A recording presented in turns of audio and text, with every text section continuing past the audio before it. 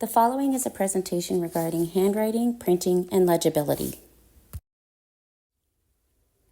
Important to note, the information provided in this presentation should not replace the suggestions provided by a doctor, another healthcare provider, or a therapist who has prescribed intervention and/or is providing services for a specific child. I feel it's important to mention that the suggestions provided in this presentation could be incorporated for use with a whole class or group of children, as they are universal strategies. The incorporation of strategies with the entire peer group can help support students having difficulties without centering them out. To note, this presentation will mention printing, writing, written output, handwriting, etc., and these terms are used interchangeably to represent the manner that they are completing written work. General legibility information and suggestions would apply whether they are printing or cursive writing. Here at the Children's Treatment Center, we are excited to be providing you with these presentations in order to help students with development of their fine motor skills and specifically printing handwriting. We know that as caregivers, friends, families, teachers, educational assistants, and other school staff, you are the frontline workers for students struggling with fine motor challenges and the development of legible and functional written output skills. In order to see real change regarding a student's pencil grasp and/or written output skills, it requires early teaching or intervention and daily implementation of strategies and habits. As occupational therapists, we cannot be there every day to work with students. However, we can provide you with the strategies and tools, suggestions for you to help students with this skill development. Hopefully, you will find this resource helpful when working with students. As an occupational therapist, I often get the question, why is printing or handwriting important? Because now children can do everything on technology or using a computer. There is current research that stresses the importance of continuing to introduce, practice, and use printing and handwriting, as these tasks assist with learning and require a great deal more coordination and use of different brain centers than typing or technology use. Handwriting has been proven to be important for the following reasons. It engages different and more centers of the brain at the same time, areas linked to higher level thinking, encourages active learning with better understanding and retention. Again, we know that most people learn best by doing, and so handwriting or printing is actually doing in terms of written output. When we're typing, we're mostly seeing. It's also important for motor skill development. We see better academic outcomes in reading and math, improved memory, continue to need handwriting for tasks like quick notes and reminders, so we're not replacing that skill entirely at the moment. And then better letter recognition, and they can help children with learning to read when they are actually physically forming the letters. Overall, handwriting has been found to provide opportunity for very vital learning and skill development. Even if technology could replace all handwriting activities, it should not. In the past, when students were required to write a significant amount of text, we would talk about having an efficient printing as opposed to functional. But right now, we're going to talk a little bit about determining if a child or a student's printing is functional for their use. So determining this, if it's functional, meaning practical or useful, or that it's working for them, can be based on many factors. And as an OT, I am usually assessing for functional, first of all, the speed. Can they get the work done in the time allotted when they are applying themselves and putting effort into the task? Also looking at legibility. Can it be read by others or easily, or even sometimes by the student themselves when they're reviewing their work? And looking at if they have the endurance, i.e., there's a lack of significant pain. They may need to stop and stretch their hands or fingers during the printing task, but they can return to the task after a short break. Asking does the hand pain last for a long time and affect their ability to participate in other tasks throughout the school day? Or is it just generally a discomfort with printing, potentially because they haven't had the experience or the time needed to build the musculature for printing?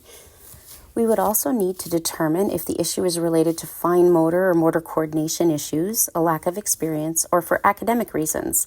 As an occupational therapist, I can provide suggestions to improve fine motor skills over time and strategies to potentially improve motor coordination issues. However, I cannot help students print faster or with more legibility if the issue is related to spelling or grammar weaknesses, or if the student simply needs to continue to practice to improve their speed and legibility. When printing is a non-preferred activity and a student does not practice enough, they do not have the opportunity to develop the musculature, as I've discussed before, to be able to print more efficiently, and it can seem like they have poor fine motor skills when they just need more experience.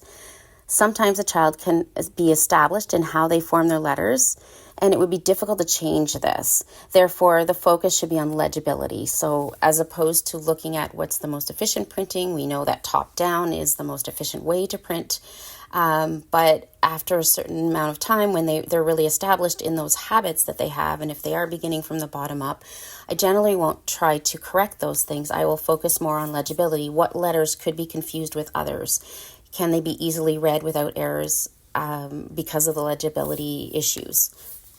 One of the issues that we have with regards to printing legibility is whether or not there are any expectations set for the child to change their printing or to have neater printing. Often when I get a new assessment and I'm there with the child, I'll ask them, does anyone ever return your work because they can't read it? And often the answer I get is no. So for this particular section, we're going to just talk about setting expectations to change those habits. So in order to improve their printing legibility, students need to have the expectations set for this change of habit. If a student's work is never handed back to them to change legibility errors, they will have no reason to change the habits contributing to work that is difficult to read. It is important to not try and change all of the legibility issues all at once, as this could lead to more frustration for the student. However, it is most helpful to identify with the student at least one issue to correct on a regular basis until the change of habit is incorporated, and they will fix automatically before handing in their work to reduce the chance of having it handed back to correct. It is also important to create environments and expectations that are consistent. All teachers working with the student should be made aware of the goal to change and hand back work to correct for the same reasons. We can see students in therapy sessions and they will make no errors in legibility as they are aware that this is the reason we are working with them. If there are other adults, teachers involved that do not have the same expectations, they will most likely continue their habits with work produced for that teacher, making it more difficult to take longer to change these habits. If there are other adults or teachers involved that do not have the same expectations, they will most likely continue their habits with work produced for that teacher or adult, making it more difficult and taking longer to change these habits. When we're talking about printing legibility, we also need to ask the question, how can students know what to change to make their handwriting easier to read when reviewing their work? We have created a checklist that we use with students that has been included with this presentation as an example of common legibility errors. The use of this tool or a similar checklist can assist with identifying what habits need to be changed to make printing more legible. Encouraging the student to evaluate their own work or self-evaluate has been beneficial for many students. Although some of the items on the checklist apply specifically to printing, there are many that apply to both printing and cursive writing. I'm going to talk a little bit about what factors affect handwriting legibility and what things that we included on our checklist for legibility. First, it's beginning at the left margin. So we read left to right, and we also begin writing our text at the left margin. If we leave too large of a space before beginning our text, it can also be misinterpreted as an indentation for a new paragraph, or it can make it difficult to include all of your writing on the line, making things appear more visually confusing. Next is using uppercase letters appropriately. So we see this in a couple of different areas. We want to highlight for students that we use capital letters at the beginning of the sentence, at the beginning of a proper name, and for the word I when it's on its own, or when it's part of a smaller contraction, like the examples of I'm, I'll, and I've. We also use uppercase letters or capitals for the first letter of each word in a title or title case, and that we are making sure that they're not mixed with lowercase letters within a word. This is commonly seen for children that are having difficulties with letter reversals, especially for the letters B and D, and also that have difficulty forming some letters that might be more challenging, like the lowercase letter E. So they may actually substitute within their words uppercase letters, which can also be visually cluttered and difficult to read. Third, we look at the sizing and placement of letters. Letters in uppercase and lowercase in printed text all have different positions on the line, between the lines, etc. So often, some of the letter errors or misinterpretations can occur when all of the letters that the child is writing are the same height. This means that their tall letters are short and that the letters that are supposed to descend below the line don't descend below the line, they sit on the line. So this is actually the majority of time, this is one of the issues that's happening. So we often see all of the letters the same height, even capital letters, which are supposed to be twice as large as lowercase letters. So there's many different ways of discussing it and looking at it. And often we look at, you can look at the letters that are in the sky, the letters that are on the ground, and the letters that go below the ground. For ours, we have a bunch of different options there as well, but it's realizing the size and where the different parts of the letter should be placed in relationship to the line. Next, we talk about consistent spacing. So often when creating a sentence, one of the biggest errors would be not placing spaces between words. I remember as a child being told to put my finger in between the words to have consistent spacing. This is challenging for someone who is left-handed, so you may want to use a ruler or something that is a guide that can be placed but not in the way when they're printing. But it's actually just looking to make sure that there's spaces between the words and it's not all just one really long word because it makes it more difficult to read the sentence. Also, sometimes we'll have students place like large or obvious spaces between letters within a word, so then it looks like it's two separate words when it's the same word. So this can also make it difficult to read. The next one is fairly simple. It's use of punctuation. So by not including punctuation or continuing to misuse punctuation, it can be difficult to know when one sentence finishes and when another begins. One of the easiest errors to correct and to point out and to potentially begin with when you're looking at fixing one error at a time and making better habits is the error for students who just print over a mistake instead of erasing it to rewrite it, or instead of crossing it out to write it next to it. So by writing on top of an error, you're leaving more chance for things to be misinterpreted. So simply getting them to erase and correct errors. When letters and words are placed above the baseline or not on the baseline or floating in varying degrees from the baseline, it can make it a little more challenging, again, visually to read, especially if it starts going into the space of other lines of text as well. So we try to encourage kids to make sure that they are placing their letters and words on the baseline. Finally, as printing is often a non-preferred task, we see quite commonly students that will rush to complete their work. In rushing, they don't necessarily completely form their letters. One common example is the letter O that often looks like a U because it hasn't been a closed circle. So the last thing that we have them take a look at when they're reviewing their work is to see, did they take their time to fully form the letters? In the next section, I'd like to talk a little bit and demonstrate a couple of examples that we're seeing and some of the legibility errors that we often see. Included in the presentation handouts or with the package is also a copy of our legibility checklist, and this is often what we'll go through when we're looking at student samples. In example number 1, we have a printing sample that is from a younger learner, so someone, I think it's about grade 1. And some of the issues that we're seeing in this is there's large letters. Most of the letters are the same height. Some of the letters could be confused with similar letter formations, like the T being the same height as the small letters and angled down, so it could be confused with the letter X. The punctuation was omitted, so it means that the reading flow is disrupted when there's no markers to help you with when the sentence ends. Over-rounding of circular formations, so there's more effort required to form letters if you're beginning from the bottom and you have to go around a couple of times. And these also could be confused with other formations, or if they're not properly formed, it usually indicates that the letter is not formed with a continuous line rather than a circle and other details added. So, for example, the G, there's the curved line added after the circle's formation is completed, and the problem with this adding lines afterwards is often you can make the error of it not being placed where it should be. There's also observation of some incomplete letter formations for the final G, so it could be mistaken for the letter S, changing the grammatical structure of the sentence because you're adding an S which could pluralize the word. and it just makes the sentence not make as much sense. And then next we have inconsistent word spacing. So it also makes it more difficult to read when some of the spacing in between words makes it look like one big long word. I understand that most people can still read this sentence, and so identifying these errors seems like something that is not necessary because this is readable.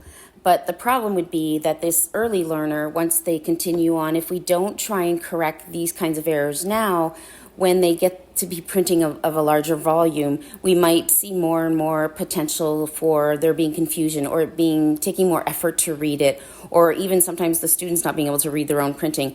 Because what happens is we're seeing the beginning of some habits, the development of habits that will continue if we don't try and help rectify them early.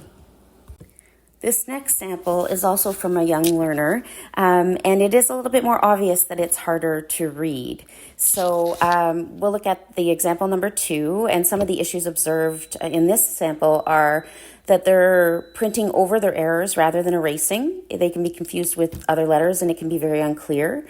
The letters are all the same height. Again, as I mentioned before, that can be a little problematic for some of the letters that like L and I, where they could be easily confused. Capitals in the middle of words. So for formations they weren't familiar with, it looks like they added capitals instead of the lowercase version. Inconsistent spacing between and within words. And this is fairly obvious when you're trying to read this sentence. It just looks like one word, not necessarily a sentence. There are spelling and grammar errors, which also contribute to making it hard to read. And there are some letter formations that aren't complete as well. So we're not sure if it's a spelling error or incomplete formation, but the word was looks like it was spelled W-U-S. So it could have just been an A that wasn't fully formed. Again, kind of demonstrating that those habits that were developed early on and that may not have been addressed can make things more difficult to read, and then over time this would get more and more difficult. The last example that I'm going to talk about here is an example of an older student's printing. It's a little bit harder to read, but I think you can kind of get the gist of it too. So example number 3, some of the issues that we noticed. So this is one where it's obvious they're not starting at the left margin, and this visually presents as disorganized, and it can also end up crowding the letters at the end of the sentence due to limited space. So this is why this is also included in the legibility checklist, because starting at that margin and continuing to return to the margin can be easier to read. Also, we have inconsistent spacing between words, making it more difficult to read. And again, also we're noticing that the ascending and descending letter formations. So the ascending letters being the letters that are tall letters. So that's your L, T, H, K, D, B. Those letters being the same size as all the other letters. And then the descending letter formations being the letters like G, J, Q, Y, P. And that these tall letters need to be taller than the middle space letters, and letters that have portions that fall below the line should fall below the line to not be mistaken for other letters or uppercase letter formations. I would say, again, especially the letters like H, that is a tall letter, if it is the same size or height as all of the other letters, could be confused with the letter N. And also the letter L, if it is the same height as everything else, could be confused as an I without the dot. Those are just 2 examples. Next, I wanted to talk a little bit about cursive writing. Cursive writing still has an importance at this time, including continuing to require a unique and consistent signature to sign documents, either on paper or on a screen. It is also important for students to be able to read cursive text as it still appears in different environments. For example, greeting cards or signs. Greeting cards, trying to buy a greeting card, if you have looked at it recently, you'll notice that a lot of the text is cursive because it looks fancier. Cursive writing should be learned using techniques or letter formations based on similar formation groupings rather than in alphabetical order.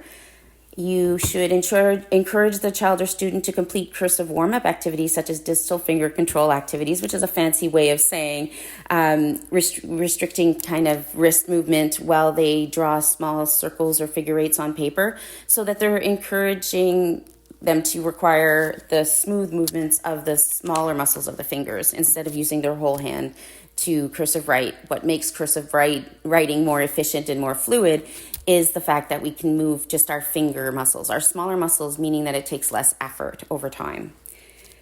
Also, for cursive writing, consider setting a goal of the child writing their first and last names in cursive to develop their signature. To do so, they may start cursive writing practice by focusing on learning the cursive letters in their name only, then connecting the letters. Provide modeling, verbal cues, and physical cues, such as dots of where to start the letters as needed. Even if a student has difficulty with printing, it should not be assumed that they will struggle to learn cursive writing.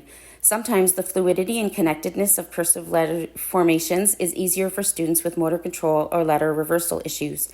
However, if a student struggles greatly when learning cursive writing, it may need to be simplified or wait until the student is more ready to learn, so it does not increase student frustration significantly. Finally, I want to talk a little bit about handwriting and technology balance. As mentioned at the beginning of this presentation, it is important that we continue to introduce, use, and practice printing or handwriting as it contributes to many necessary skills and coordination of brain function. However, when students are required to write a large volume of work or when they need to review or change text frequently, it can be more efficient or make more sense to type rather than to print. With the rise of technology use, it is also important that students know how to use computers safely and efficiently in order to keep up with this skill for the future. Similar to the use of calculators, it is important to first know and complete work using handwriting before relying on technology. In addition, remember that if we do not use or coordinate these areas of the brain that are accessed when handwriting, these areas will not work as well over time. Students continue to require to remember information and should not always rely on technology, or the ability to retain information may be affected. Each of these skills is important, so a balance needs to be determined within learning environments. It is important not to replace all handwriting with technology, even when the technology is capable of doing so. Next steps. It is recommended that you try incorporating the suggestions discussed in this video on a regular basis in all writing environments over a fairly long period of time, and/or refer to other resources available on our website listed here or in our presentation handouts to address any challenges regarding your student or child's pencil grasp and positioning for writing in order to try and improve these skill areas. However, should these suggestions and strategies have been tried with limited success, please contact the school's resource teacher so they can request more information regarding next steps from the SCNEO Kids occupational therapist assigned to the school.